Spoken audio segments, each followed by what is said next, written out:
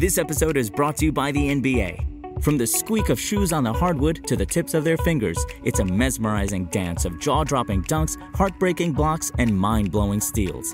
It's the most fantastic athletes in the world who make your heart beat out of your chest and make you want to jump into the screen and be right on the court with them. That's the NBA. That's game. Don't miss the NBA playoffs going on now.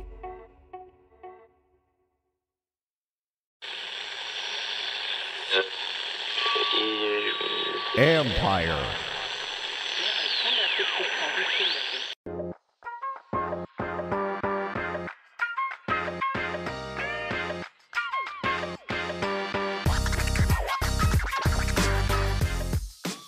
Welcome to Inside the Cap. I'm your host, Joel Corey.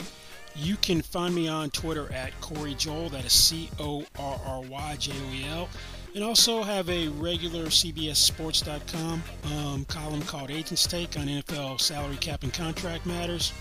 This week we're going to be looking at the 2018 first-round picks that are now eligible for contract extensions, mainly the quarterbacks and the prospects of these quarterbacks getting new deals. Since the rookie wage scale was implemented in 2011, the first class, 2011, was eligible for new deals in 2014 because you need to have played 3 years as a drafted player to sign a new deal. On average, a little over 3 players sign extensions, don't play their 4th year under their rookie contract. Last year we had 6, which was a high water mark. 6 first-round picks did not play that 4th year on the rookie deal, the ones that had the options exercised. This year we've had 2 guys sign, 2 offensive linemen. First, Colton Miller, even before the option was exercised, signed a 3-year, $54.015 million extension with the Raiders, averaging $18.005 million per year. Then Frank Ragnow became the highest paid center in the NFL when the Lions signed him to a 4-year extension, averaging slightly over $13.7 million per year. So if you look at the quarterbacks, there are 5 quarterbacks taken in 2018. 2 of them, no shot for an extension. Josh Rosen's just battling for a roster spot with the 49ers. The Sam Darnold was traded from the Jets to Carolina Panthers. They picked up his 5th-year option, but no chance that he's getting an extension. That leaves 3 guys. Josh Allen from the Bills, Lamar Jackson from the Baltimore Ravens, and Baker Mayfield, the first overall pick in 2018 for the Cleveland Browns. Now, the one good thing for all 3 guys is these teams have paid someone at this juncture. Last year, all 3 guys paid players. The Browns made Myles Garrett, at the time the highest paid non-quarterback in NFL history, at $25 million per year last July. Tre'Davious White briefly became the highest paid cornerback by the Bills in early September. And Marlon Humphrey with the Ravens signed a deal making him the second highest paid cornerback ahead of Tre'Davious White because Jalen Ramsey hit the $20 million per year mark in early September, first couple weeks in the regular season. So good thing is for these 3 guys that their teams have demonstrated that they are willing to do a deal in this time frame. Now, let's take a specific look at these guys. First, let's go with Josh Allen. Josh Allen has 2 years left on his contract, scheduled to make a little over $3.5 this year. Then they picked up his option for $23.016 million. That's the same option price for Lamar Jackson because they both made a Pro Bowl. So the 5th-year option in 2022 will be $23.016 million for both of those guys. For Baker Mayfield, it's going to be $18.858 million because he did not make a Pro Bowl because now the option years are based on performance and not specifically where you were drafted. So Allen's salary this year is broken down into where he's got a little over $2.6 million in a third-day training camp roster bonus. So training camp is supposed to begin for most teams on the 27th of July. So ideal timing, if they're going to do an extension, to me, would be where you could take the training camp roster bonus and be able to convert it into signing bonus and prorate it. Once you get past the third day of training camp, that's a sunk cost and you can't do anything about it. So to me, that would be ideal timing to get a deal done. Various times this offseason, both GM Brandon Beane and Allen have expressed an interest in getting a deal done, but neither one of them seems to have any urgency to get a deal done. They both kind of have an attitude: we get something done, we get something done. If we don't, we don't. So they had White done in September, but as I just said, the timing would be better for Buffalo if you get the deal done before that training camp roster bonus can't be prorated anymore. Now, there was a move a couple of weeks ago which prompted some speculation about the Bills potentially making a trade maybe for Zach Ertz. But to me, it meant more. This is along the lines of maybe they're clearing up space for the extension for Josh Allen. A couple of weeks ago, Stephon Diggs did a salary conversion to clear cap room with the restructure. So he freed up a little over $7.8 million of cap space. Now, my belief is that it'd be more for the Allen extension. And the reason why you want to do an Allen extension is proactive. The teams which are most proactive identify their core players, sign them early, and they have a chance of better cap planning. And also usually get them at a cheaper rate. You better make sure you're doing the right players. Now, one thing we saw a couple of weeks ago, or even a little bit longer than that, is that Brandon Beane was lamenting about cap planning for next year. That because he didn't know stadium capacity, that was an unknown variable at the time. That was hard to really plan where the cap was going to be. That he was pegging it between 195 and 200 million next year for projections. Since that time, the NFL and NFLPA have agreed to a salary cap floor. Ceiling, I should say, salary cap ceiling, something that's never happened before, of 208.2 million. So if we get to the 208.2 million, that's a 14.1% increase over where we are right now at 182.5 million. And obviously they're setting a ceiling because they got to pay back some of the money from the losses from the pandemic in 2020, where they set a salary cap floor last year to keep the cap from dropping, taking all the losses in 1 year. Had they not done that, the salary cap might have been in the low 160s, which would have been it's hard enough for teams to deal with the cap dropping 15.7 million, but taking it back that far down was something nobody wanted. So 30 teams now have been given clearance for full stadium capacity. So Beane's projections probably a little low. But that being said, Allen had a breakout season in 2021. Second in MVP voting to Aaron Rodgers. Set franchise records. 4,544 passing yards, 37 TDs. Also rushed for 8 TDs. Bills won the AFC East at a 13-3 record. He also became the second player to ever have 4,000 passing yards, 30 TDs, and 5 rushing touchdowns in a season. Steve Young did that back in 1998. Quantum leap in some statistics for Allen. He was last in completion percentage among qualified passers in 2019. Completed 69.2% of his passes, fourth. He's fifth in passing yards last year, 37 TDs. Fifth, only threw 10 interceptions, threw 9 the year before. Fourth in passer rating, 107.2 passer rating. Now, that may be attributed, at least partially, to the arrival of Stephon Diggs. You go out and get a quarterback, a real number one receiver, and look what happened. So if I'm the Bills, that's going to be something which I bring up in a negotiation. So where would a deal like this probably end up? Well, I'm going to take the Patrick Mahomes deal out of the equation, the 10-year extension he signed for $450 million, which maxes out at $475 million over the 10-year extension, because I don't really see anyone following that model. You didn't see Deshaun Watson follow that model when he did an extension right before the regular season started last year with the Texans. You didn't see Dak Prescott do it when he signed his deal to avoid a second franchise tag in March with the Cowboys. They both went the conventional route of 4-year deals. So I'm expecting and anticipating that's where Allen's going to go.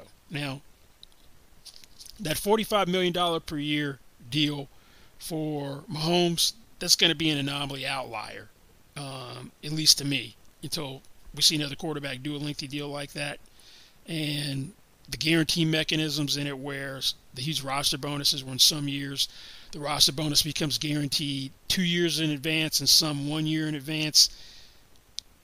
I don't know if you're going to get teams to want to commit to that structure, as well as players wanting to basically have a deal buy out the rest of their career, when we have the new TV deals in place for 11 years, and I think it was $13 billion over the 11-year period. So we know salaries are going to grow dramatically over time. So at some point, that Mahomes deal becomes outdated. So the conventional wisdom has been you want to get as many bites of the apple as possible. So that's what I expect Allen to do. Now, he's probably going to be looking at that Dak Prescott deal is a real data point for him at the $40 million per year. Prescott also set a record in signing bonus, $66 million signing bonus. I don't really see that happening in this case. And also has the most money fully guaranteed at signing, $95 million. That's the mark that I think Allen should probably look to top more than the signing bonus, and also the $40 million per year. In Buffalo with Tre'Davious White, I think the timing was a little bit off for him. He should have waited for Jalen Ramsey, and instead of being at $17.25 million per year on the average, it might have been close to $20 if he'd waited for Ramsey to go first. But he didn't. So, type of increase he got over where the market was, the highest paid corner at the time was Darius Slay, and that was at shade under $17 million. So, I don't think the Bills are going to be looking to do an extension for giving him much more than like the 3.4% increase over what White got. And if you do that, that's going to put Allen at about $41.25 million per year, between 41 and 41.5. Put it that way, where it would come in on the average. And say he's going to do a 4-year extension. Now, where it's really going to come into play to me is on the structure, because they gave Tre'Davious White a very front-loaded structure. So I would expect Josh Allen to want a similar structure, because he's the quarterback and you got White as the cornerback. He's going to be thinking, I should get the best structure on the team. And when I was an agent, structure meant everything to me in a contract, just because NFL contracts aren't fully guaranteed. So the more front-loaded I could get the deal, the more money fully guaranteed at signing or vesting early, the better. Now, this White deal was pretty strong in terms of the structure for a player. And I used to look at percentages of new money, because the negotiation is over the new money. He's got 2 years left on his contract. And over those 2 years, he's supposed to make $26,554,595. So the negotiation is going to be how many new years and how much money above what he already has on the contract, and then how that money gets allocated over what should be 6 contract years. He's already got 2, adding 4, so over 6. So how does that money get allocated? So White had 2 years left, did an extension for 4 years. He got 24.5% of his new money through last year. And then he's got 36.1, which will be through this year, before the first new year kicks in. Through the first new year, he's at 52%. He's at about 2/3 after the second new year. He's at slightly under 82 after the third new year. So if I'm Allen, I'm looking at that type of structure. Now, the Bills probably aren't going to want to do something that strong, because that's, as far as contracts go, that's insanely front-loaded. So really, what you're probably going to see in this deal is, one, the Bills have used a signing option bonus structure. Recently, they did it with Deion Dawkins and the extension they did of him last year, and they also did it with Tre'Davious White. So I expect it to be signing an option bonus structure. And what that'll be is there'll be an option bonus for 2022, where like between the first and 5 days of the 2022 league year, they'll have to make a big payment to pick up the 2026 year, contract year. That's the option year. And to ensure that the payment is made, what they've done with White and Dawkins' deals is they've had a big second year salary, which is fully guaranteed, that from a cap standpoint you couldn't handle. And when you exercise the option, the base salary will reduce by the option amount. So that ensures that the option gets exercised. Now, the reason you want the option bonus is because option bonuses are like signing bonuses. They get prorated over the life of a contract up to maximum 5 years. Problem is, if you make a mistake with someone with this structure, you have a ton of proration. That's the reason why the Eagles have $33.8 million in dead money for Carson Wentz, because they used the signing bonus, option bonus structure, where he had a $30 million option bonus, and they trade him after exercising the option. So they've got proration from like a signing bonus of slightly under $17 million, plus all the proration from the roster bonus. That's why he's got such huge dead money, more than any other player in NFL history, not even close. The previous record was like 21.8 by Brandon Cooks with the Rams last year. So that's the pitfall of this type of structure. So what I expect is maybe you're going to have Allen end up having $30 million of new money added to this year. This is what I could see, which would be a structure that would work. $30 million of new money through this year. And what you're probably going to see in this deal is the cash through 2021, 22, and 2023 be fully guaranteed at signing. And then the cash in 2020 in the fourth year, which would be 2024, is going to vest early. It's probably going to vest in 2022, no later than 2023. So that's kind of how I envision it going structurally. And the Bills, one of the reasons why they will be receptive to the option bonus is right now they've got 56 players under contract for 2022. And they've got a little over $206.5 million of cap commitment. So even if you get to 208 and the cap goes to the ceiling, 208.2, man, they're pretty capped out. And this is just the top 51 are counting, not all 56. So they'll want to use the option bonus structure because they should be able to get some cap relief from where the option year would be, the $23.016 million. So let's say they could get the cap number down into the $15 million per year range going this structure. Then they're going to pick up $7-8 million of cap relief doing it to the structure. But you probably have like about $130 million fully guaranteed because your cash through the first 4 years would be that. So that's kind of how I see that deal going. If things which happened with Tre'Davious White are any indication of what would happen with the Josh Allen deal. But in any event, I think he's going to be over $40 million per year. I think Dak Prescott set the floor for him. And let's see if they get a deal done this year. If they wait and he does what he did in 2020, just proves that 2020 was an anomaly, and this is another strong year as MVP candidate, then maybe he's over the $45 million mark of Patrick Mahomes at that time.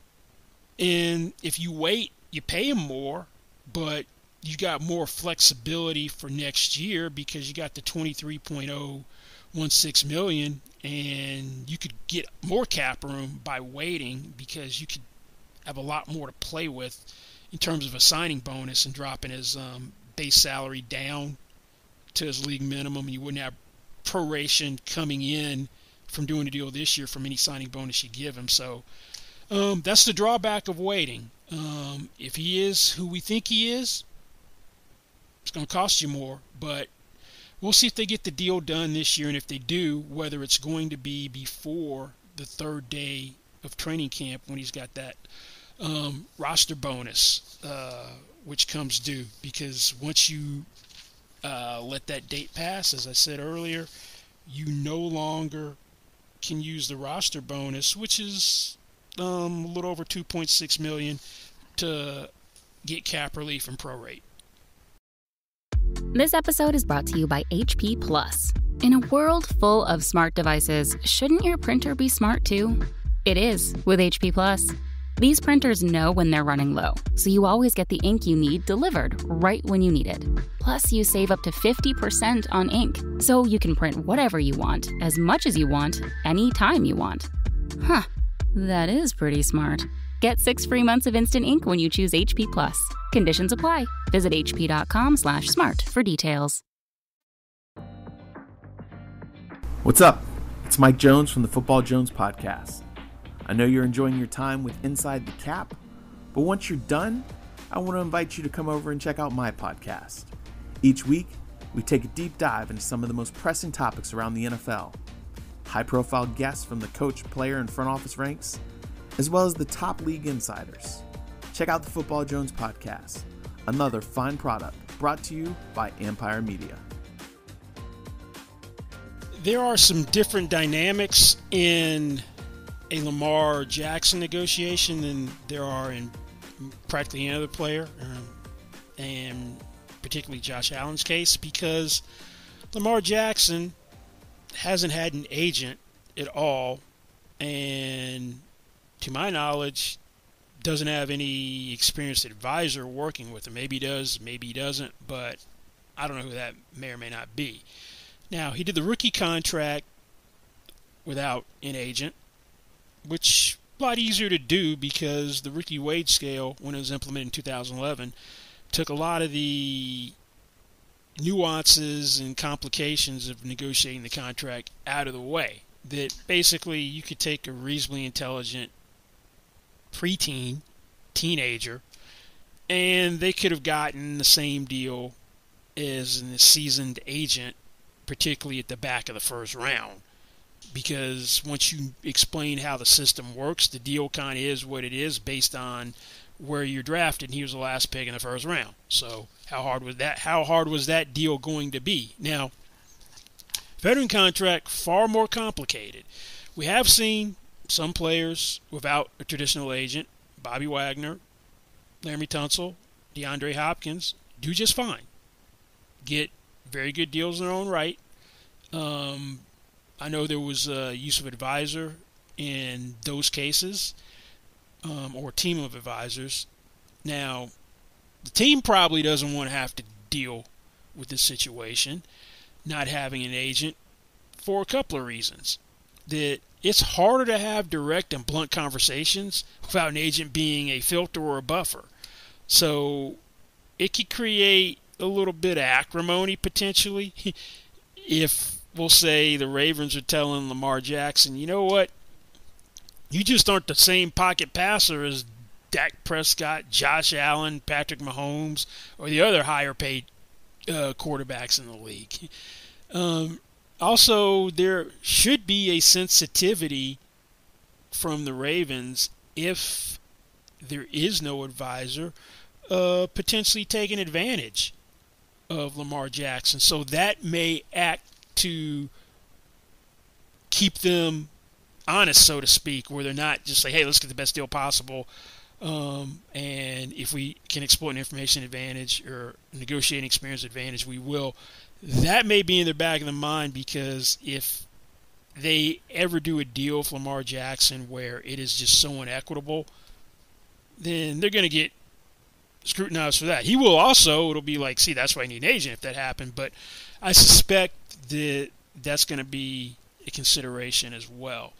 Eric DeCosta has previously said, the Ravens GM, that talks are ongoing. That was in April, around the time of the draft. And in late May, Jackson said he wanted to be a Raven for life. Well, a lot of players say that. Owners say players are going to be on their team for life. I do believe Arthur Blank at one time said Julio Jones was going to be a Falcon for life when he's a Tennessee Titan. So we have to take all that I want to be here for life stuff, whether it comes from a player or a team, with a grain of salt. Anyway, Lamar Jackson's supposed to make about $1.78 million this year. The cap number slightly over $3 million. He's got the options, I said earlier, $23.016 million for 2022. Now, if I'm the Ravens, I'm kind of looking at this Deshaun Watson structure as kind of a model. We don't have the consideration of the training camp roster bonus because all of Lamar's money is in base salary. And in Deshaun's case, he got a $27 million signing bonus for his deal. And they kept the second-year cap number low.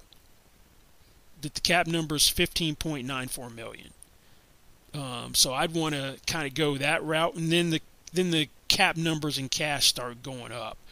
That this is before any potential Deshaun Watson trade, because he's conventional wisdom is he's never playing another down in Houston. The cap number balloons to $40.4 million next year, then it's 42.4, then it starts going down a little bit to 37.4, then 32 in the last year, because there's no bonus proration associated with the 6th year, because say he had 2 years left, 4-year extension. So I would think that they want to go along those lines, where you've got that type of model or structure.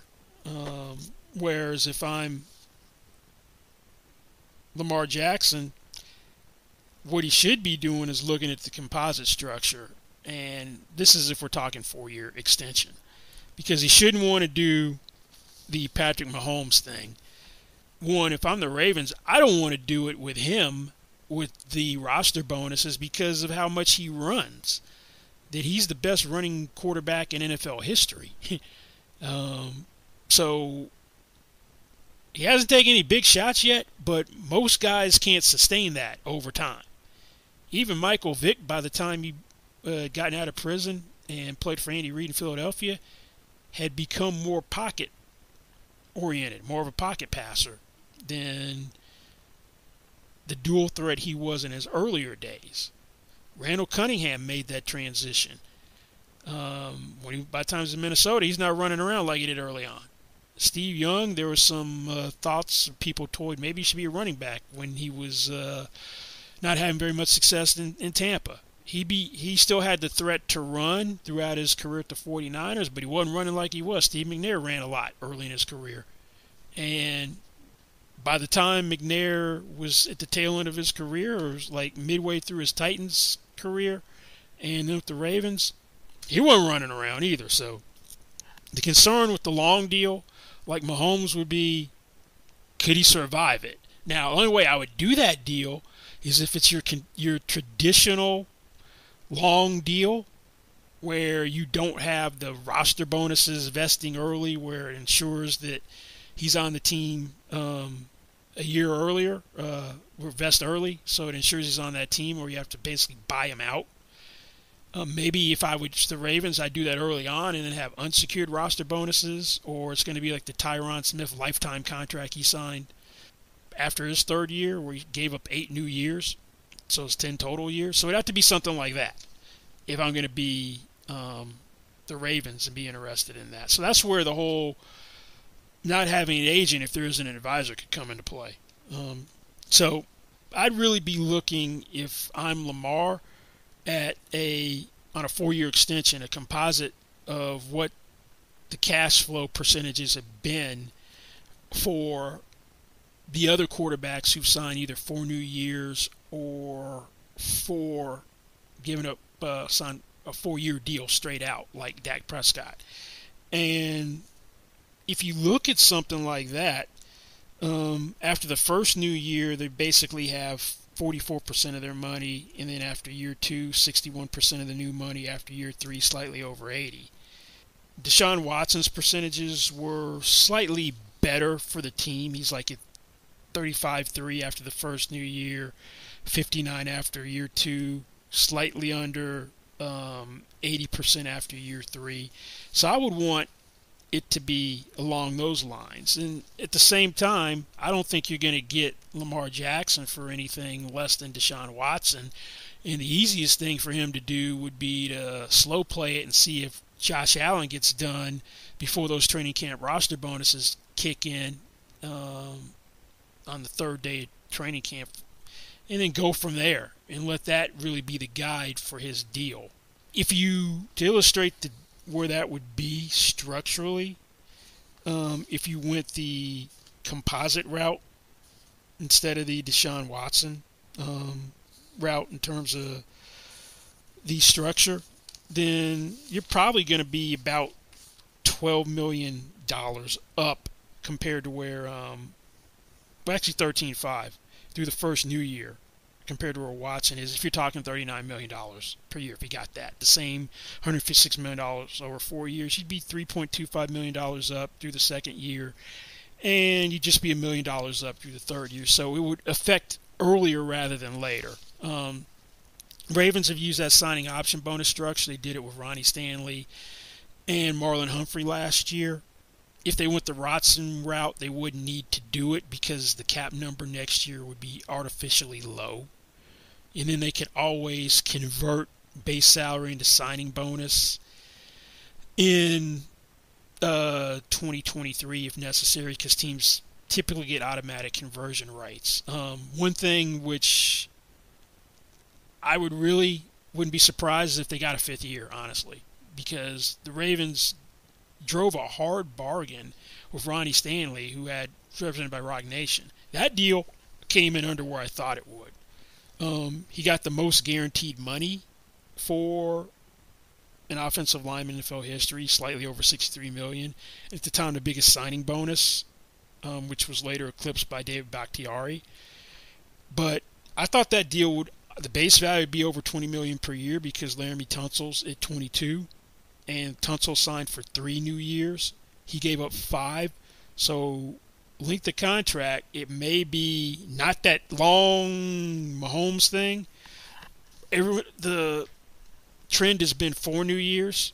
Matt Ryan, when he became the first $30 million per year quarterback in the NFL in 2000, I believe that was 18. It was 18. Gave up 5 new years. Everybody else has been 4 new years who's gotten deals at the top of the market. So it wouldn't surprise me if they got a 5th year out of Lamar Jackson. And one thing that he should bring up, if the Ravens are going to make an issue of him not being a pocket passer, is that the other guys are. Is that I remember a long time ago, Michael Vick was not an accomplished pocket passer. I think Lamar Jackson's further along than Vick was when he signed his big contract with the Falcons. That deal made him the second highest paid player in the NFL behind Peyton Manning back in the end of the 2004 season. So that would be something that he should point to. Also the fact that I know Joe Flacco won the Super Bowl, but Joe Flacco was a slightly above average quarterback who just happened to get hot at the right time. Played like a cross between Tom Brady, Joe Montana, and Aaron Rodgers for the playoffs in 2012. Won a Super Bowl and was able to parlay that into being the highest paid player in the league. I'd imagine there is some sensitivity on the Ravens' part because that Flacco never came close to living up to that contract, and because of using the signing bonus and 2 option bonuses, which is rarely done. The cap number was so prohibitive going into the 4th year, they had to give him another deal to lower the cap number, 3-year extension, which again made him the highest paid player in the league over Aaron Rodgers at that time. I think that was in 2016. There may be a little sensitivity on the Ravens about wanting to go all out for Lamar Jackson because of Joe Flacco. He's not Joe Flacco. He's won an MVP in 2019. They seem like they've improved their weapons by drafting Rashad Bateman and getting Sammy Watkins. Still haven't gotten them the equivalent of what Josh Allen has and Stephon Diggs, but there's a possibility this deal gets done during the offseason as well, and I can't see it being below Deshaun Watson's $39 million per year. It's probably going to be in the $40 million range, Dak Prescott or above as well. This episode is brought to you by PayPal. Online. It's where PayPal was born. But it's not all dancing cats and double rainbows in cyberspace. I mean, one minute you're trying to outbid Soup Boy 99 on some antique spoons. Next thing, your bank account is nothing but tumbleweeds. But now, PayPal has ventured out into the real world with non-dancing cats and actual rainbows, ready to help you start taking payments in person. It's a safe and easy way to get paid. Just generate your unique QR code in the PayPal app for customers to scan and start accepting PayPal in person today. Learn more at paypal.com/US/getQRcode.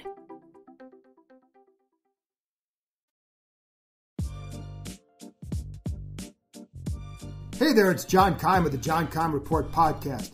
I'm glad you're enjoying the Inside the Cap podcast with Joel Corey. When you're done, I invite you to listen to my podcast. Twice a week, my guests and I discuss the Washington football team and the NFL.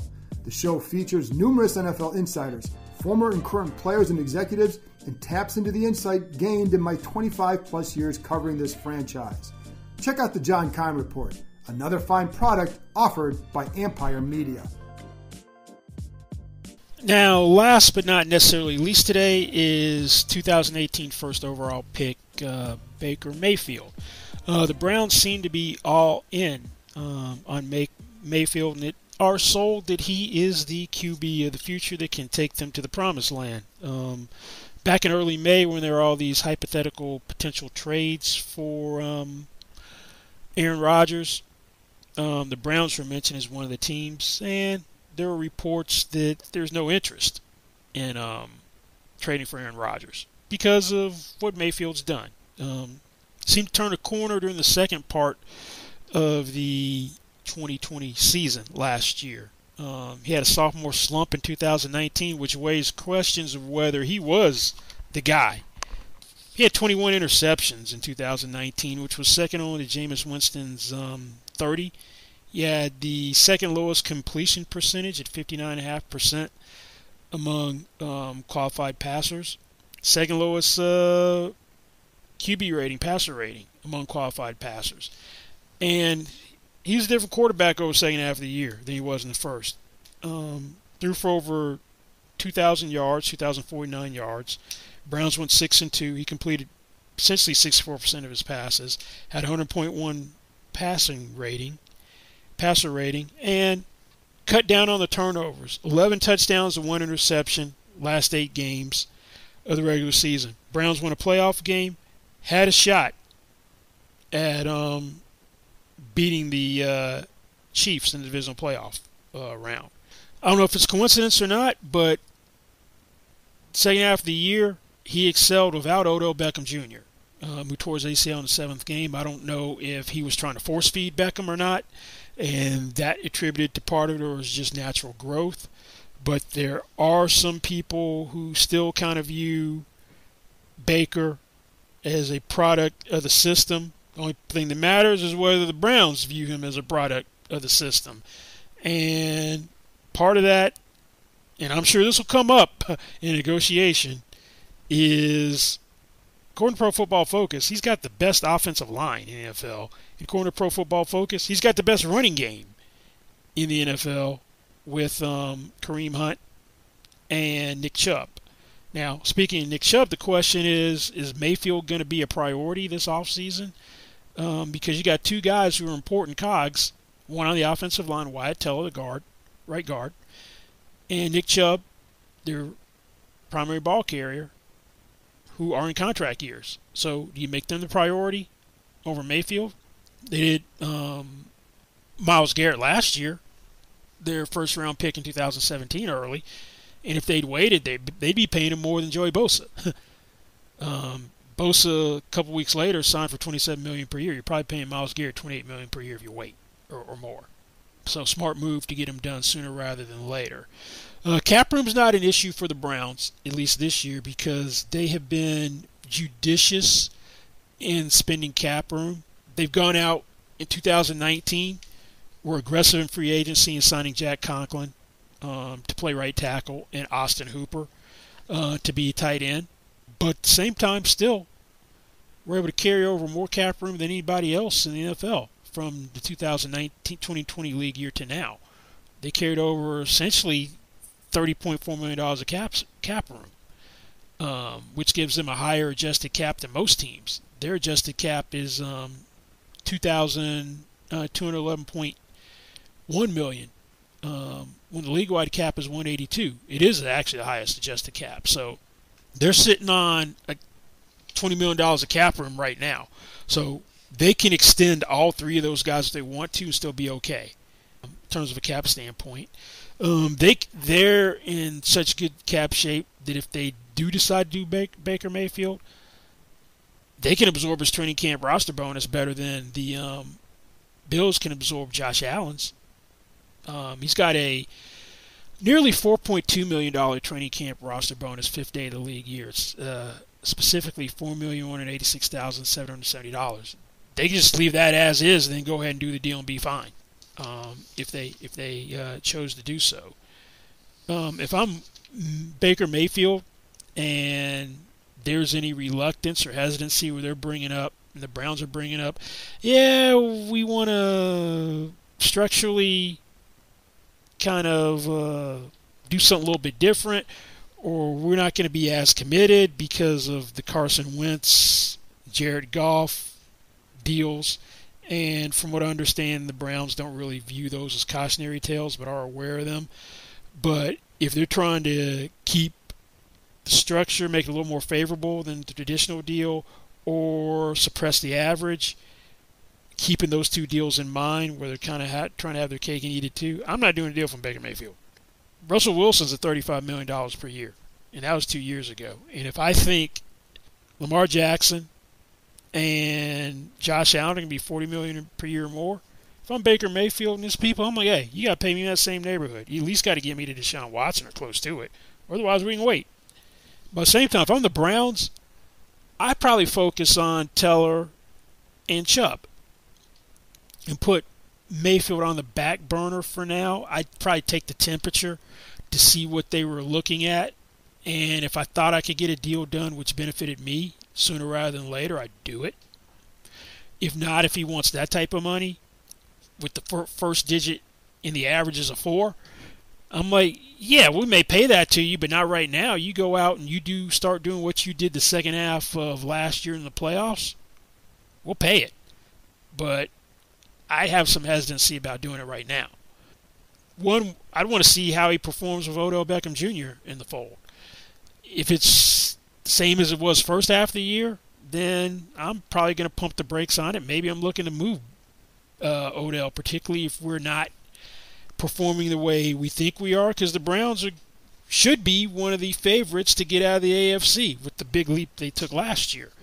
He's proven that 2020, the second half of the year, is who he actually is. Yeah, I'm going to approach him and try to get a deal done during the season. Kind of like the Broncos did with Garrett Bowles. They had more urgency because they didn't pick up the fifth-year option. But then I want to get it done during the season and not have to worry about it going in the offseason and not let him finish playing on the trajectory it seemed like he's going, because it will end up costing you more that way, and then I'll pay him in that $40 million per year neighborhood. That's what I would do. It remains to be seen the pecking order the Browns are going to have for their core players Wyatt Teller, Nick Chubb, and Baker Mayfield. But they do seem to be sold on the fact that Baker Mayfield is the guy. So it's probably just a matter of time when Mayfield gets an extension. And there's no guarantee that any of these guys get an extension this offseason. We've had 2 first-round picks get extensions this year from the 2018 draft class. The average has been 3. In some years, it's been none. The 2014 draft class, which had Khalil Mack and Aaron Donald, nobody signed an extension after 3 years. They all played the 4th year and got deals going into the contract year, the option year. So if I had to guess, I would think Allen definitely gets done, probably for Lamar Jackson, and I'll call Baker Mayfield a 50-50 proposition. This episode is brought to you by Simply by Frito-Lay. These days, you have a lot going on. But now, thanks to Simply by Frito-Lay, you have one less thing to worry about. So kick back and enjoy your favorite Frito-Lay snacks with ingredients to feel good about, like Simply Blue Corn Tostitos, sea salted Ruffles, and even white cheddar Cheetos Puffs. All made with no artificial colors or flavors. Enjoy what you love and look for Simply brand snacks online or at a store near you. Well, that's going to be this week's Inside the Cap. As I said before, you can find me on Twitter at Corey Joel. That is CORRYJOEL. And also, I have my regular Agents Take column at CBSSports.com on salary cap and contract matters. Thanks for listening, and we'll see you back here next time. Goodbye.